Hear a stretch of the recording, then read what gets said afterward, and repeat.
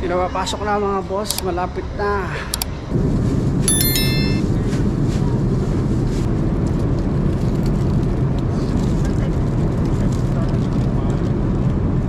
Dito na kami sa Pinas mga boss. To any domestic or international must pick up their baggage at the carousel in Manila. Thank you.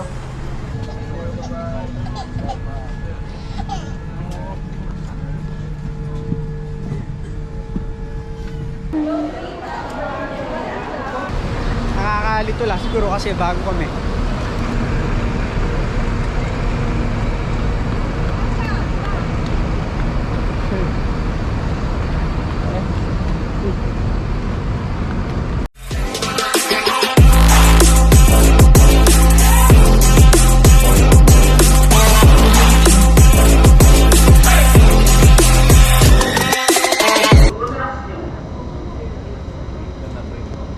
Pinapapasok na mga boss, malapit na.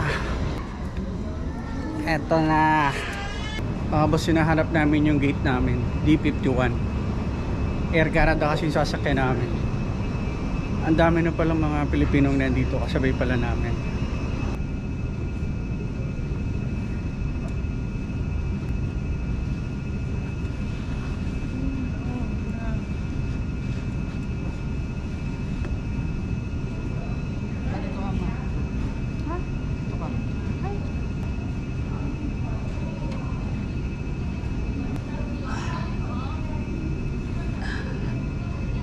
Ang dami pala namin nag-aantay ng flight bago mag-alas 2 ba ma?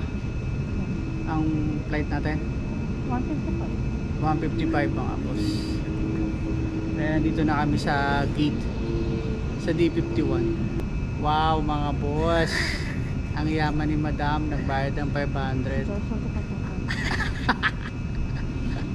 Galit si misis mga boss, nabawasan kami ng 500 pambili na yun ng alak. Pero okay lang mga boss kasi maraming laman yun. Matagal lang yung pinag-ipunan yun para makapambili kami ng pasalubong. Kailan ba tayo huling taon umuwi? 2022 tapos ngayon 2025. So 3 years nag-ipon kami, 3 years bago kami makauwi sa mahal ng ticket. Kaya i-enjoy namin mga boss. Ako 20. Yung anak ko 2018 pa yung huling uwi niyan. Eh ngayon 20 anyos na yan, pambihira. Yung mga kalaro niya dating uhugin, mga binata na yan, pare-paresa silang binata na. Shout out to Jacob. Shout out kay Jacob. Jacob yun yung kalaro ng anak ko. At yung pamangkin ni Mrs. kasabi niya dumating dito, uwi din yun. Nauna na sila ng flight. Ngayon nasa na sila, nasa airplane na mga ilang oras na lang nasa Pilipinas na sila. Dating nila ay hating gabi ng Friday. Kami naman Friday ng alas 6 ng umaga. Bali parang mahigit isang araw kami sa aeroplano yata, no? Kasi advance yung Pilipinas ng isang araw dito sa Canada. Yan, nadami na yung mga tao. Kanina pa kami dito, mga alas 5. Anong oras na ngayon? Anong oras na ma?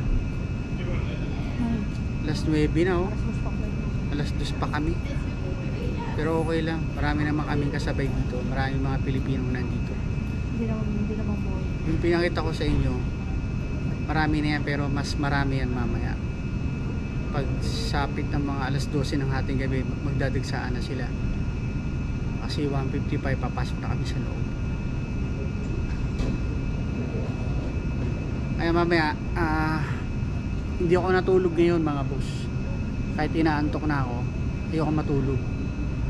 Para mamaya pagpasok namin sa loob, pag seatbelt ko, makakatulog na ako agad. Pagod. Pagising sa Pilipinas na Pagising ko, sana nasa Manila na, nasa Pilipinas na. Pambihirang buhay yan. Layo. Bali 12 hours kami. Tama ba? 12 hours. 12 hours kami sa ano, sa ere. Kanina 2 hours naman kaming nag-travel. Port St. John to Vancouver. So ang haba, no? Bago makauwi ng Pilipinas. Hindi kasi kaya mahaba tayo. Plano ko sa natin tayo, lalabas na lang. Lalabas sa Vancouver, di ba?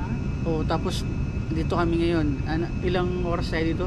9. Na layover? 9. 9 na oras kami Kasi dito. pa plano nga tayo lalabas. Nagkatamaran na kasi check-in na naman. Pag-screening na naman. Oh, lalabas kami dapat eh. Hindi kami lalabas.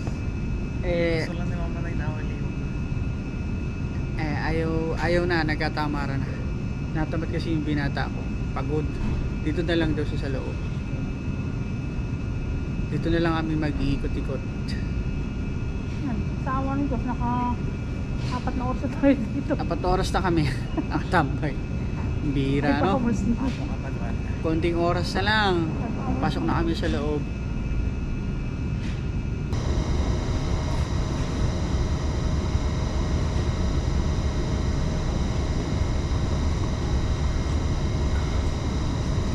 Bumili ulit ako ng tea, mga boss. Antok na ako talaga. Mag-alas 11 na. Ang flight namin 1:55. Konting oras pa.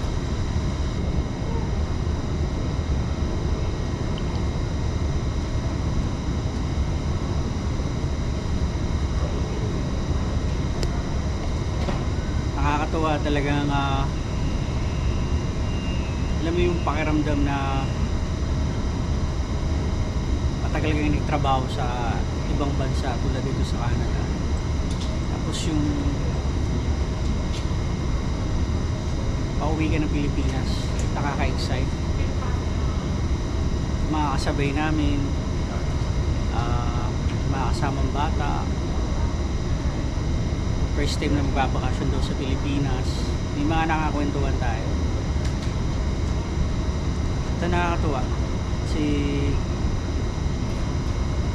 marami silang mga kwento, mga pinagdaanan nila dito bago sila naging citizen. Na-share din nila na ang Canada hindi para sa lahat, lalo na daw ngayon sa nangyayari na halos maraming umuwi at hindi na-aprobahan yung kanilang mga application.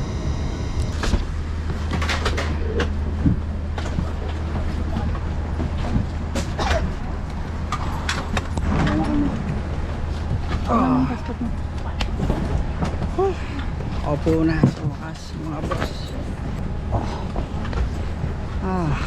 Good. This is Rapas Pogi eh. Asa Pogi? Na-stuck pa yung binata namin. Ay, malapit na siya. Ito na yung binata namin. Punahan ako. Dito ka. Oo. Anak ang na. Dahil. Bigyan mo yung passport mo sa kanya.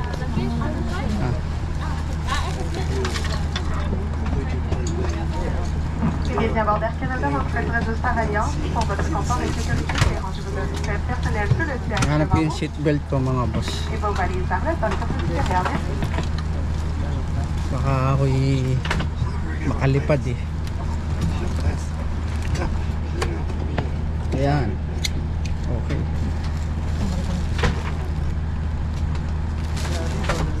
Unan, kumot. See you in Manila, mga boss. Ay, nako.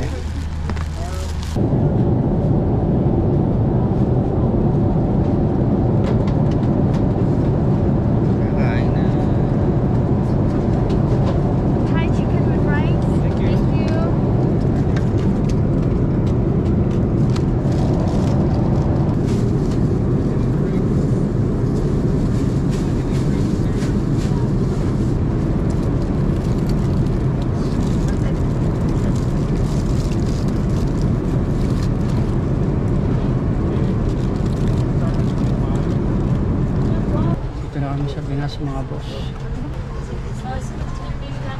been Wala, a basa na reminder sila. that those passengers traveling on to any domestic or international must pick up their baggage at the carousel in Manila. Thank you.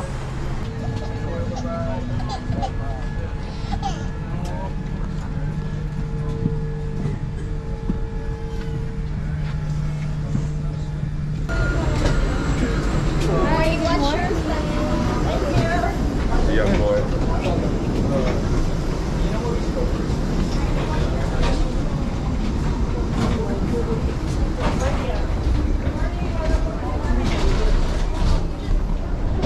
Palabas sa amin mga boss.